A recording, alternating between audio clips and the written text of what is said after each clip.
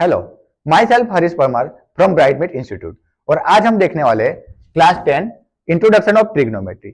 अब इस चैप्टर में जो ट्रिग्नोमेट्रिक आइडेंटिटी है ना, उसे याद रखना थोड़ा डिफिकल्ट हो जाता है। तो हमारे पास तीन आइडेंटिटी है और हम एक ही आइडेंटिटी पे से तीन आइडेंटिटी बनाएंगे।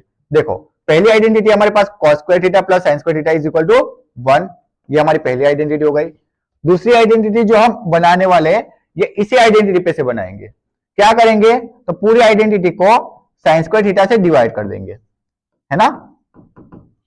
चलो, क्या हो जाएगा, देखो बेटा, sin स्क्वायर थीटा कट, तो 1 plus cos upon sine cot square theta is equal to cosec square theta. तो ये आ गई हमारी दूसरे नंबर की आइडेंटिटी। अब थर्ड देखते हैं। थर्ड आइडेंटिटी में हम क्या करेंगे, इसको हम डिवाइड करेंगे cos स्क्वायर थीटा से।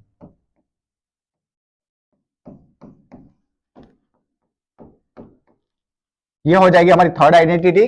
चलो, sine square upon cos square क्या हो जाएगा बेटा, tan square theta, cos cos cut क्या हो जाएगा 1 is equal to 1 upon cos square sec square theta.